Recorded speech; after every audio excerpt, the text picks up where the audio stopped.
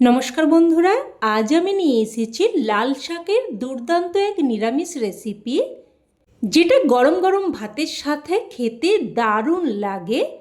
লাল শাক ভাজা, ঘন্ট এইসব তো অনেকবারই রান্না করে খেয়েছেন। একবার এইভাবে একটু নতুন পদ্ধতিতে রান্নাটা করে দেখুন। আমি গ্যারেন্টি দিচ্ছি, যে শাক খেতে একদমই অপছন্দ করে সেও কিন্তু একদম আঙুল চেটে খেয়ে নেবে। তো রান্নাটা তৈরি করার জন্য প্রথমেই আমি এখানে এক আঁটি লাল শাক নিয়েছি। এবার দেখুন শাকগুলোকে আমি বেছে নিচ্ছি। শাকের পাতার পেছনের দিকে কিন্তু দেখবেন বেশিরভাগ পোকা থেকে থাকে।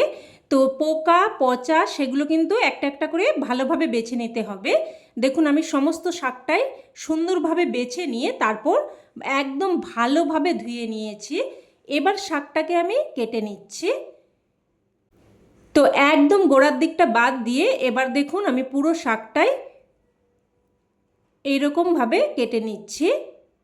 খুব একদম ছোট ছোট করে কাটার প্রয়োজন নেই, মোটামুটি দেখুন এইরকমভাবে কেটে নিতে হবে। আর একদম গোড়ার দিকটা বাদ দিয়ে আমি ডাঁটা পাতা সবটাই কিন্তু নিয়ে নিচ্ছি। তো সমস্ত শাকটাই কেটে নিয়েছি। এবার এগুলোকে কিন্তু আমি আবারও একবার ভালোভাবে ধুয়ে নেব, কারণ শাকের মধ্যে কিন্তু অনেক কাদা বালি মিশে থাকে। তাই কিন্তু একটু বারবার ধুয়ে নিলে কাদা বালি থাকবে না। তো শাকটা এক সাইডে রেখে দিয়ে এবার এখানে আমি দুটো আলু নিয়েছি। আলুগুলোকে দেখুন এইরকম আমি একটু লম্বা ও পাতলা মতো করে কেটে নিচ্ছি। তো দেখুন দুটো আলুই আমি কেটে নিয়েছি। এবার এগুলোকেও এক সাইডে রেখে দিলাম। এবার গ্যাস অন করে কড়াই বসিয়ে এখানে দিয়ে দিলাম প্রায় 2 চামচ মতো সর্ষের তেল। তেল ভালোভাবে গরম করে নিয়ে এবার এখানে দিয়ে দেব কয়েকটা ডালের বড়ি। হাই ফ্লেমে বড়িগুলোকে উল্টে পাল্টে লাল করে ভেজে নেব। বড়িগুলো লাল করে ভেজে নিয়েছি, এবার বড়িগুলো উঠিয়ে নিচ্ছি। উঠিয়ে নিয়ে এবার ওই তেলের মধ্যে দিয়ে দিলাম হাফ চামচ 5 ফোড়ন আর একটা শুকনো লঙ্কাকে দুটুকরো করে দিয়েছি।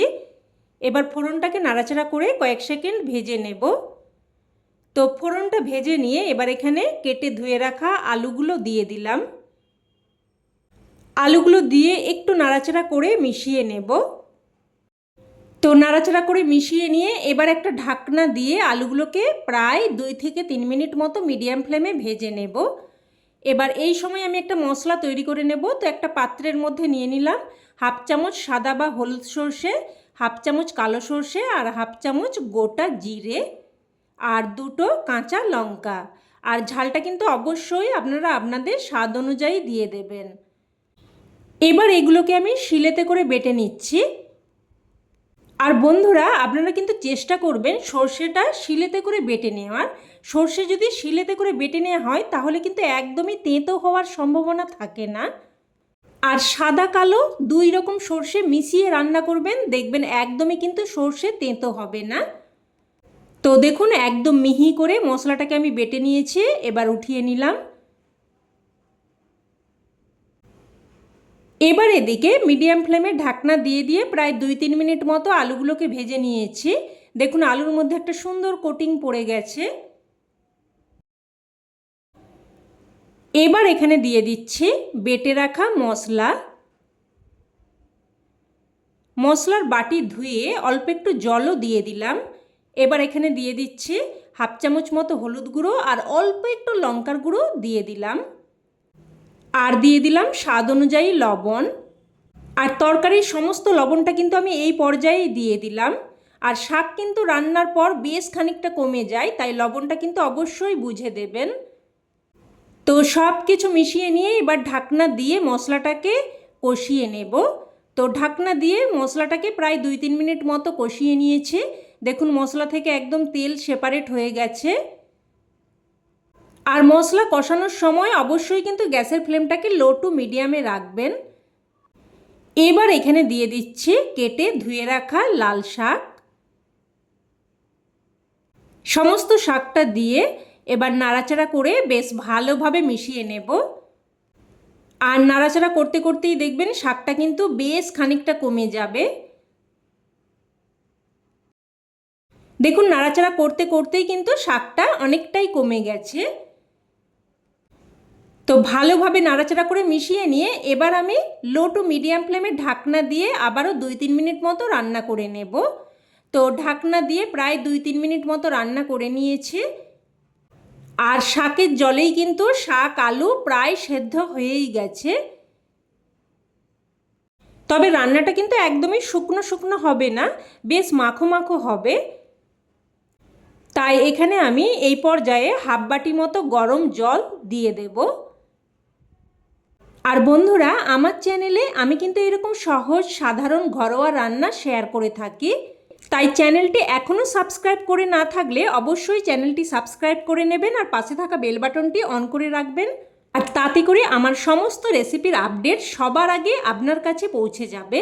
সব কিছু মিশিয়ে নিয়ে এবার ভেজে রাখা বড়িগুলোও দিয়ে দিয়েছি। এবার ঢাকনা দিয়ে আবারও মিডিয়াম ফ্লেমে প্রায় 3-4 মিনিট মতো রান্না করে নেব। তো ঢাকনা দিয়ে 3-4 মিনিট মতো রান্না করে নিয়েছি। এবার এখানে দিয়ে দিলাম অল্প একটু চিনি, এতে করে স্বাদটা সুন্দরভাবে ব্যালেন্স হবে। তবে আপনারা রান্নাতে যদি একদমই চিনি অপছন্দ করেন সেক্ষেত্রে চিনিটা বাদ দিয়েও রান্নাটা করতে পারেন। এবার এখানে কয়েকটা আলু এইভাবে আমি ভেঙে তরকারির সাথে মিশিয়ে নেব, এতে করে তরকারিটা কিন্তু একদম মাখো মাখো হবে। আর আপনারা চাইলে বড়িটা কিন্তু একদম শেষেও দিতে পারেন, তবে আমি যে বড়িটা নিয়েছি এটা সেদ্ধ হতে একটু সময় লাগে, তাই কিন্তু আমি আগেই দিয়ে দিয়েছি। তো সব কিছু আবারও একটু ভালোভাবে মিশিয়ে নিয়ে এবার এখানে দিয়ে দিচ্ছি চেরা কাঁচা লঙ্কা আর কিছু কুচানো ধনেপাতা। এবার চেরা কাঁচা লঙ্কা আর কুচানো ধনেপাতাটা দিয়ে ভালোভাবে মিশিয়ে নেব।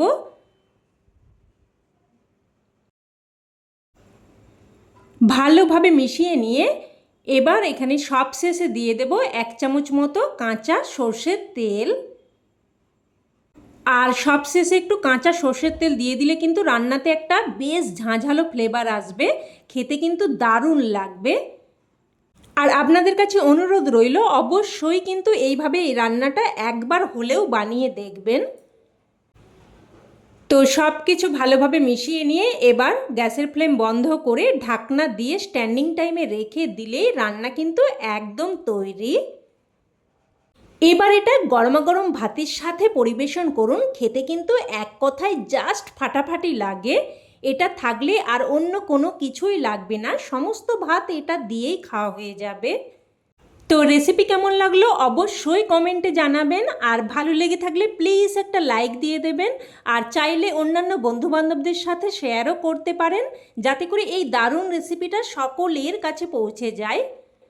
তো আজ এই অবধি, আবারও অন্য কোনো নতুন রেসিপিতে দেখা হবে। ততক্ষণে সকলে ভালো থাকবেন, সুস্থ থাকবেন, আর সকলকে অনেক অনেক ধন্যবাদ।